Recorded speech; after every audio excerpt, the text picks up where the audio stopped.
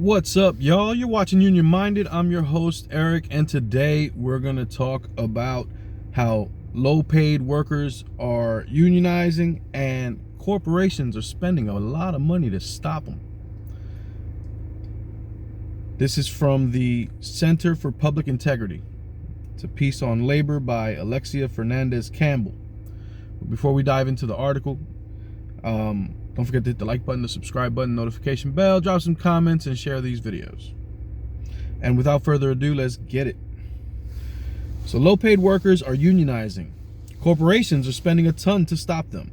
A record number of workers are trying to form labor unions, a Center for Public Integrity analysis shows. Corporate America is alarmed, and they should be. Thousands of workers across the country have been busy gathering signatures from their co-workers in the past year.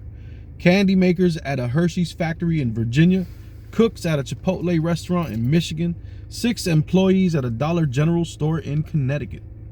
Their goal? Form a labor union to force their bosses to negotiate better pay and benefits after years of brutal working conditions during the COVID-19 pandemic. Many of them are low-paid service employees trying to establish the first unions at multi-billion-dollar companies. The recent spike in labor organizing is unusual, according to a Center for Public Integrity analysis of data published by the National Labor Relations Board, which enforces collective bargaining laws and oversees union elections. Workers have filed more than 2,000 requests to hold elections to form labor unions since the start of the fiscal year, which began in October. That's a jump of more than 62% from the fiscal year 2021, the highest increase in at least a decade. These numbers don't include unions created without formal elections, often because employers recognize them voluntarily. The surge in requests for official elections has overwhelmed the Nlrb. The agency said it's understaffed and handling unsustainable caseloads. That's a recipe for a disaster. We need to staff up the Nlrb to handle this labor rising. It has also alarmed corporate executives who are paying thousands of dollars a day to break up organizing efforts.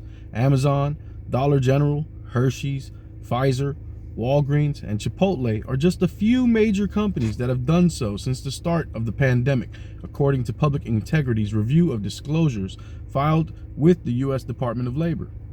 One of their go-to firms is the Labor Relations Institute, which prides itself in guiding companies to become union-free and educating employees about the disadvantages of unions. There are no disadvantages to union membership. None at all. If you value high pay, health insurance, good quality of life, good working conditions, union is the way to go. In December and January, Dollar General paid the firm $83,500 for its services in stopping 6 workers at a store in Barkhamsted, Connecticut, from forming a union, according to the company's disclosures. Employees at the store said they wanted job security and to ensure they wouldn't get fired without good reason. One of them contacted Jennifer Petronella, an organizer with the United Food and Commercial Workers Union, Local 371. Petronella said LRI, as the firm is known, put on the most aggressive anti-union campaign she's ever witnessed. Its strategy, she said, involved flying several Dollar General executives to Connecticut to shadow employees in the weeks leading up to the October vote. She wasn't surprised to find out how much Dollar General spent to block the union.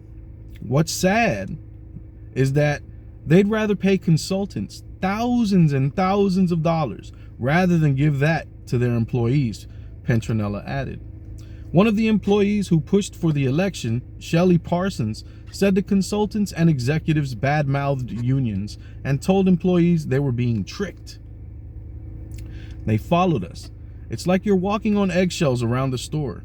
They're right there, Parsons described in an interview with a More Perfect Union roughly a week before the vote. They're listening. You can't talk.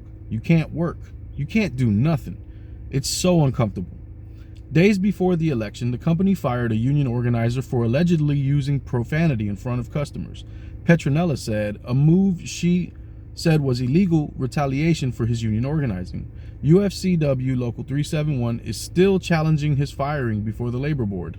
In the end, the company's strategy may have worked. 3 of the 6 employees voted against forming a union, just enough to block it for now. Dollar General and the Labor Relations Institute did not respond to a request for comment from Public Integrity. The most common reason companies say they oppose labor unions is because they want to have a direct relationship with their employees. That's code speak for they want to be able to fire people whenever they want. They want to be able to work people until they die. They want to be able to have the worst possible working conditions. And rather than deal with all of their employees at once, they'd rather pick off the loud mouths one by one. It also costs them more money. Of course it does, because what a union does is it raises wages. It forces the boss to have to negotiate with the labor force instead of the individual. Research shows that the growth of union jobs correlates to higher wages for the lowest paid workers. Studies also show that expanding union membership likely decreases income inequality. In 2021, the typical paycheck for a full-time union employee was $194 higher each week than that of a full-time non-union employee. Get yourself a union. According to the Bureau of Labor Statistics. While public support for labor unions has skyrocketed in recent years, the share of workers who belong to one has declined for decades. Only about 1 in 10 workers in the United States are union members. Corporate executives don't seem to want that number to rise. Public Integrity reviewed public records to see how much U.S. corporations paid union avoidance firms in recent years. Here is a sample of what we found. Over at Amazon, one of the biggest spenders in recent years, in 2021, the company paid more than $4.2 million to 4 anti-union labor firms, according to disclosures filed with the Department of Labor. The filings describe the payments as a response to large-scale union organizing efforts. Shout out Chris Smalls. Yeah. Most of that money targeted organizing efforts at 2 Amazon warehouses, one in Bessemer, Alabama, and another at the company's JFK 8 warehouse in Staten Island, New York.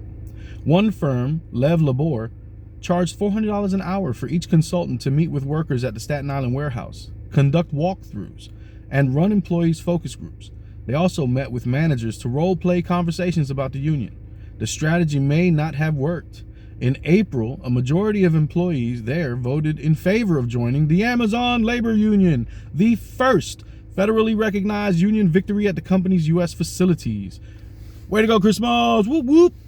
Amazon is challenging the election results before the Nlrb. Good luck with that, champ. The union's win in April follows heated elections at a separate Amazon warehouse in Bessemer, Alabama. Workers in favor of unionizing narrowly lost an election there in 2021. The results of a revote in March, which was ordered by the labor board, is still too close to call. Amazon did not respond to a request for comment from Public Integrity, neither did Lev Labor. Amazon has not yet reported its union-related spending in 2022. I bet you that number goes up. The Hershey's Company, shame on you.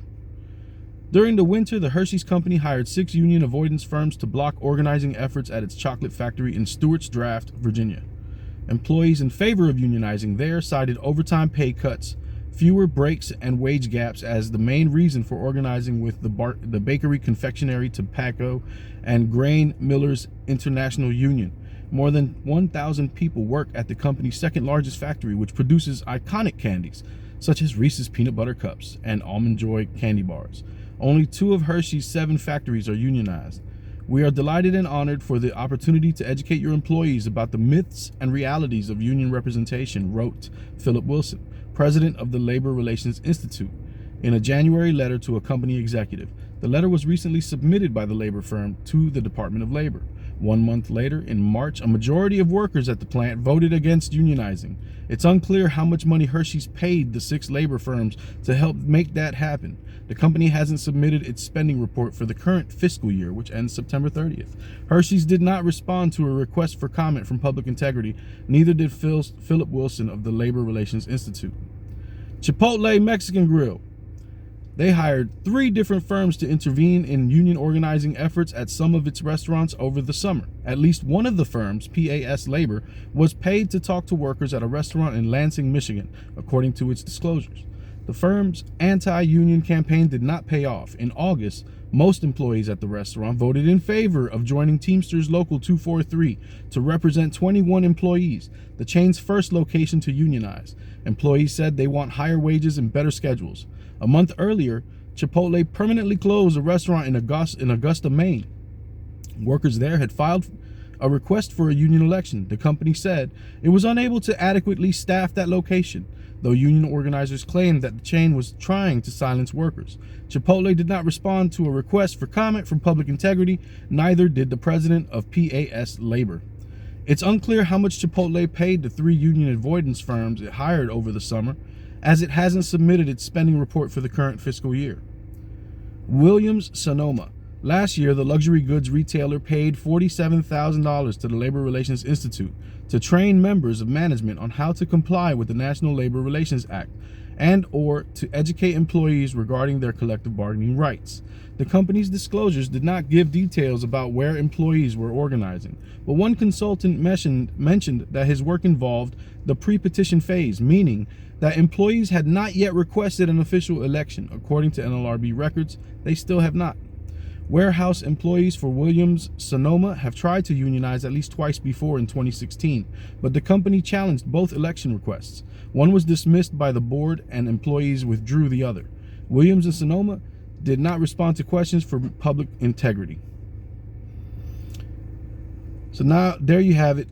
Lots of big companies spending lots of big money to anti-labor firms to try to squash this worker movement, as more and more low-wage working people are figuring out the power that they have, the abuse that they've been living under, and how to fight back.